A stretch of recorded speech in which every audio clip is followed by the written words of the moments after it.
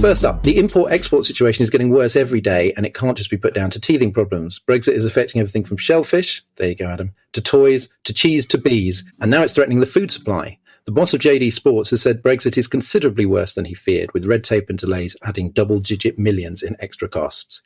Is the government going to do anything about it before businesses go under? Adam, you just published a piece at Politics Home about a seafood business in Yorkshire that's closing after 40 years due to Brexit. What went wrong for them and, I suppose, the sector in general? Well, what went wrong for this company specifically, and I guess it's a microcosm for a lot of the issues the rest of the sector are facing, is that obviously before we left the single market and customs union, that if you wanted to sell a fish or multiple fish, perhaps is more probable, to the European Union, you didn't have to fill in paperwork, really, because as you guys well know, and the listeners know, we all adhere to the same rules. Now, although under the terms of the Brexit trade deal, we have reclaimed some of our fish, the kind of catch to that, no pun intended, is that we have to fill in a hell of a lot more paperwork now. We've got customs paperwork, very strict export health certificates, etc. And what's happened is that this company in Yorkshire is one of many companies which, faced with this mountain of new paperwork, is really struggling to get its fresh fish exports to customers on the continent on time. And that's the key, isn't it? We're talking about fresh food which up until December 31st, New Year's Eve, would leave businesses in Yorkshire, in Scotland, etc., and reach their customers in Europe within 24 hours, or maybe 36. Yeah, I'm sure I read something about a Dalgety Bay prawn of the highest quality used to go from there to being on the plate of a, swanky Parisian restaurant within exactly that kind of 24 hours. And that supply chain was really prided and, enabled people to charge a lot of money for it. Precisely. And what's happening now is that those orders are not happening at that speed due to delays. What does that mean? It means that customers on the continent are cancelling orders because obviously they expect their fish to arrive when they expect them to arrive, when they need them to arrive to fill supermarket shelves.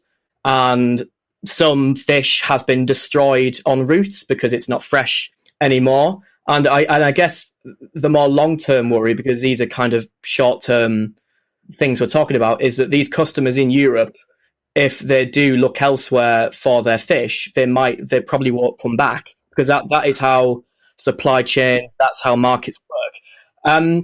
And I guess more recently, what I've been writing about perhaps over the last fortnight, although it does feel like it has engulfed my entire existence, is shellfish. And the issue there is perhaps even more severe, although that might be hard to sort of believe, because there is a certain sort of shellfish, specifically shellfish, which are caught live in what we call Class B waters. And Class B waters effectively are most waters around England and Wales. They are now banned from the EU altogether. So we're not talking about delays or paperwork or things taking 5 days, which used to take 1 day or 2 days. We're talking about an outright ban. Naomi, according to the Road Haulage Association, exports to the EU fell by 68% in January year on year.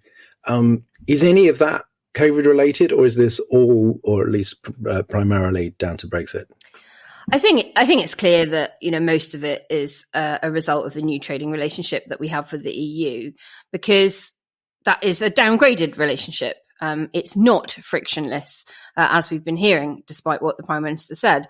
And 68% is a very, very big figure, right? It's more than 2/3 of exports. And it's a real blow to this government idea of so-called global Britain. But judging from the companies who have spoken up, the supermarkets, JD Sports, eyeing an EU warehouse, Brexit really is the huge factor in all of this. And COVID hadn't clattered us in January last year. And we know that pandemic travel restrictions had already hurt the seafood industry in December. So it's inevitably, true that there is a COVID impact in the figures. But how big an impact? I mean, I just think it's one thing to bump your head on the plane as you leave it. It's another to be falling out with no parachute at all at the time. it's majority Brexit. And some Brexiters are talking about the UK becoming more self-sufficient in food. So why bother sorting out the transport when you can just grow your own? We will presumably have more than enough shellfish, but how realistic is this idea that we could it be done, and when? It's not realistic, and I think if it was going to happen, it might have happened at the start of the pandemic, for instance. There's a lot to unpack here. So firstly, when at Best of Britain we were doing our affordable food deal campaign last year, when we were really concerned about the tariffs that could have come in on really basic essential items like pasta and tin tomatoes, in the event of a no-deal Brexit, we looked at this self-sufficiency thing, and is the argument back to us just going to be, oh well, sod buying it from Italy, we can grow it ourselves? And I'm afraid, even if we were going to, it would take decades. You would probably have to polytunnel over most of the northeast in order to grow sufficient amounts of the fresh fruits and vegetables that we import from southern Europe, particularly during the winter. And that's before you look at any of the infrastructure around canning and bottling and all those sorts of plants that we just don't have in the UK. So even if we were to do it, it would take us a really long time. Secondly, we don't want to be self-sufficient in food because then you are solely reliant on your own homegrown stuff. And if there is a crop failure or an environmental disaster or something like that, you don't have those backup supply chains in place. And, if COVID has taught us anything, surely it's how interconnected a world we have and need to be in terms of finding solutions to problems. And also it's tough because Brits don't like to eat everything that we export. Take pork, for an example. We love back bacon in this country. Obviously not me personally, but we're much less fond of other cuts than we export. That slipped out, didn't it? I was so impressed by how dispassionately Naomi was talking about all these various animal parts, and then suddenly the veganism slipped. But bloody love importing an avocado and all that. So people are glass houses. So unless we want to go back to eating seasonal treats like turnip all the time, we're not going to be self-sufficient. And Gove admits that that these are problems, and that and obviously he used to wear the DEFRA hat, and DEFRA, as Adam have said, have sort of failed to understand all this. And the only other point I'd like to make about what Adam was saying was, this is so sad because yes, these fisheries and shellfish producers and all the rest of it are economically worth just a tiny fraction of UK GDP, but we kind of sold out financial services and the real big hitters on UK GDP notionally to protect great British fishing. So if we've done neither, that's really scandalous. Well, Ian, this is what amazes me, is that we seem to talk about fish every other week during the transition period, and they can't even get that right. And some of this stuff they seem to have just literally not noticed and not anticipated. What mechanisms are in place for renegotiating the arrangements in specific areas? Are these wrinkles that you can iron out and you just go to them and talk about, work something out around shellfish? Or are some of these the sort of long-term problems that cannot be changed? You might eventually get to a stage where they could go into negotiations on certain areas. And there's certain parts of the economy where you could do more, like on mutual recognition or something like that, to try and facilitate stuff. You could have these little mini packages. But ultimately, third country status is third country status. I see some people commenting about it going, well, this is a really draconian form of third party status. It's like, well, no, it's just third party status. This is what we asked for. It's not when the ministers come up and we're like, well, all of these teething problems and we didn't expect the Europeans to still come into something. It's like, no, you specifically asked for this. There were other options that were open to you, which was about aligning in order to make sure that trade certainly has less friction. You're not going to get frictionless as it was before, but having less friction. But you weren't going to sign up to anything that looked remotely like that. And this is the consequence. I mean, in terms of how it's going to play out, there will eventually be a kind of equilibrium. Some business will be lost, as Adam was saying. People are going to find, new suppliers, or they'll stick with the new suppliers that they've been forced to find on the continent in some places. And the delays won't go away either.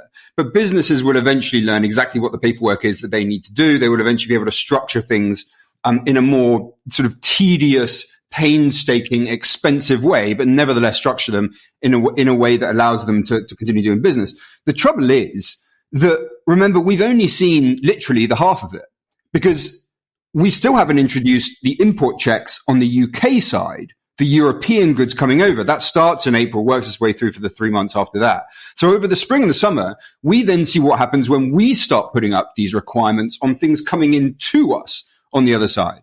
So there is still a lot worse for this thing to get before we start to find things getting much better. We said for years that the time would come when Project Fear became Project Actually Happening. And a lot of these businessmen, especially, the fishing industry voted leave, and some of them have, appeared on TV to go, oh, I didn't want this to happen. How long can the government sort of keep either downplaying or denying these problems? I mean, obviously it's good news for us in the second referendum campaign, but but if there are people that are just going to have a real sense of betrayal, presumably that's storing up a political problem, just, being brutally electoral about it. It's such a mess at the moment, right? Like, it's so hard to see clearly given the range of shit that's hitting us. The first one is obviously that COVID takes the oxygen out of any news story. And just nothing really gets a proper look in this period. And it won't until it dies away. And look, I mean, more people are getting vaccinated. The summer and spring will eventually come, and lockdown is functioning. And so, even in the medium term, way before we get rid of COVID altogether, there will be more space. You may remember over the summer, it didn't feel like everything was quite so obsessively COVID related. I think it'll be the same after another 3 months or so here. But for the time being, it's impossible for any other story to get a real sort of toehold in the debate. There's also the impact of the narrative around the vaccine sort of war, basically, with Europe. And what the Europeans did, or what Brussels, really what von der Leyen did. Von der Leyen? Von der Leyen. I'm sorry. I'm not going to have to fucking say it like that every single time now. Great, okay, von der Leyen. So that doesn't really have anything to do with Brexit, except that in terms of the mood painting of the whole thing, I think it plays directly into the government's messaging around Europeans just still a bit pissed off about everything. That's why they're making it hard. It's not our fault. Everything will be better once they get over this whole thing. And that, I think, is it's fucking nonsense of the highest order, but it's a much more compelling narrative given the way that the Europeans behaved over the vaccines. And I think that will be its effect on many, many voters. But there is a part that makes me more hopeful about this having more of a toehold in objective reality, and that's that British businesses are properly suffering, and they're suffering, excuse my sort of cynicism in this, but in quite a telegenic way.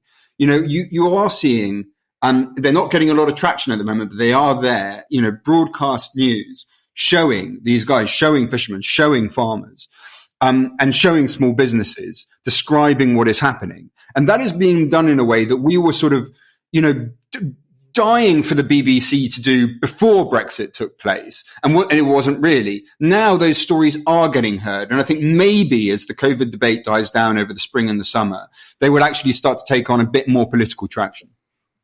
So Gove seems to be at the centre of a lot of this. You've got the Road Haulage Association complaining that he isn't really engaging with their concerns. Then you've got him admitting that there are, in fact, serious problems with the new Irish sea border that no human could have anticipated. How much of this is on him? I think with Michael Gove, he is a bit of an enigma, and that that might sound like a compliment. That word is often deployed to describe like a mercurial footballer or something. But I'd say with Michael Gove, he's been through an interesting few weeks, because even in the first few weeks of January, when there were clearly issues at the border, the government line spearheaded by Gove was, these are teething problems, these are temporary. We almost expected these things to happen. Don't worry, guys, we'll be fine.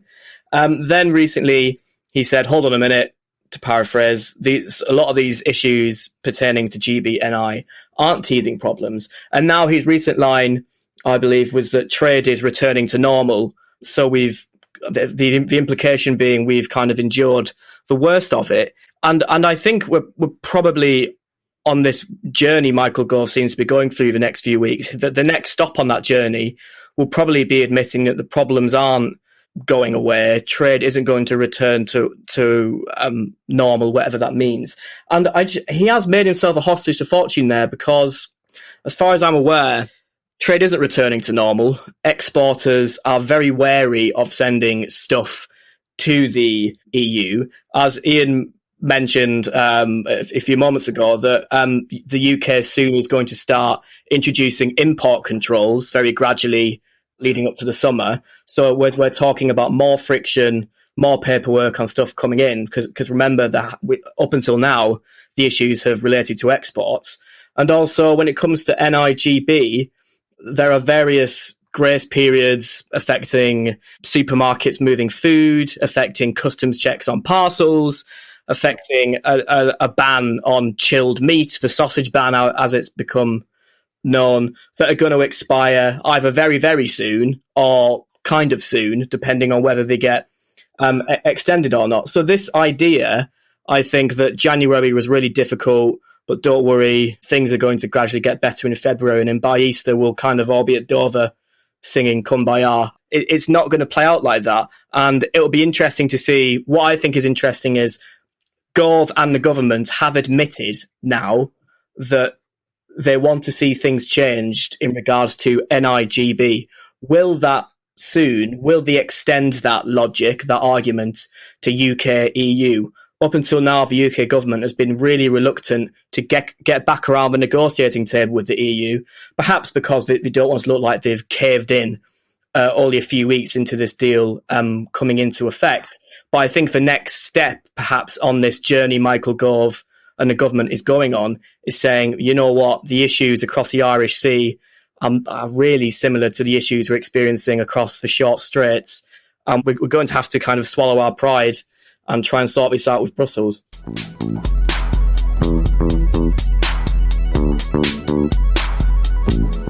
We've reached the end of the show, so it's time for the return of But Your Emails. This week, Emma Quinn asks, how long will it be before the COVID blame game won't wash anymore and people start blaming Brexit for all the problems Brexit is causing? September? Christmas? Sooner? Do you think it's already happening? And is COVID masking it? We also talked quite a lot about Brexit problems in this episode. When do you think, Ian, that it will come true? Will it really take until COVID has sort of disappeared from the landscape? Nothing's getting a fucking look in until this thing has become less severe, and we're on the right course now, with the weather, with the vaccines, and with the lockdown. There is space. It's not like the whole pandemic has to end before other things get discussed, but nothing's getting a fucking look in for the next couple of months. And then pretty much as soon as people come out of lockdown, the hospitality, and I shouldn't even be laughing about it, the hospitality industry is going to get twatted by the import controls that we ourselves are going to bring in just as soon as lockdown is over. It's possible that in the summer we're going to get more coverage of it. But ultimately, I mean, COVID throws a spanner in all media works, and that's where we're going to be in some form or another until this thing has gone away. I think because that the wording of that question suggests there's going to be a moment when it happens. I think it's not just that, as Ian says, and what he says is true, that speaking, as a reporter, that so much of what you do, well, not so much me because my beat is Brexit, but so much of what my publication, Politics Home, you should all read it, of course, puts out is COVID based. But it's not just sort of media attention being absorbed by coronavirus. Let's take the example of the music industry, right? So lots of musicians and their staff and hauliers have written to the government saying the post-Brexit arrangements for us and how it affects our ability to tour in Europe are awful. We're not going to be able to afford it. And the future of British musicians performing at European festivals, performing in Europe, is at risk. The thing is, coronavirus literally is masking that at the moment, because even if it wasn't for our relationship with the EU, live music's completely off the menu anyway. Even sort of talking about the impact on, I don't know, Benicassim or a certain band's European tour just seems so far-fetched at the moment. So in some ways, you can separate the effect of coronavirus and Brexit. For example, we all know that food supply chains were incredibly resilient during the first lockdown because the issue was the nature of demand, i.e. people stopped eating out of home, started eating at home a lot more. However, now food supplies are struggling because the issues are structural. We're talking about new friction at the border. Those two things could be separated. However, with the example I just used with musicians, COVID literally is, I guess, obscuring our view of that industry and how it's being affected by our new relationship with Europe, despite those effects being fundamentally different in a pretty damaging way. I'm seeing lots more people that would not normally engage with me at all on politics, people I went to school with, uni with, non-political people, begin to make comment about the fact that they can no longer sell whatever Etsy thing it is that they do, or Amazon thing, in the same way or at all, or that, friends in Northern Ireland can no longer get certain lipsticks delivered and those sorts of things. So those very, very tangible sort of daily products that are now in short supply because of Brexit. And they'll post screen grabs from websites saying, sorry, we no longer ship to the UK, or we no longer ship outside of the UK to the EU, and things like that. So I'm seeing normal people become aware of it in a way I haven't before. And obviously, once we're out of COVID travel restrictions, I think people will totally feel it at the airports and the borders in an incredibly tangible way as well, once we can all go on holiday again. So I think it'll come, but as we've always said, it's going to be more of an atrophy thing than a acute pain that gets felt at one moment. Well, it is it's a good point you make that I know just in sort of among my friends or whatever, it really is affecting people that just, small record labels, or just people who, on Discogs or whatever, selling vinyl abroad. And that's obviously anybody sort of mailing stuff abroad. And suddenly they're like, oh, I can't really afford to do this now. Yeah. And like people that put their clothes on Depop and things like that. And they're now having to say, normally they could have advertised that across the whole of Europe, like your denim jacket that you're getting rid of. And now they're having to sort of say to people, sorry, if you're outside the UK, I can only ship this to you if you're prepared to pay 25 quid shipping on top. It's all those little things that people notice.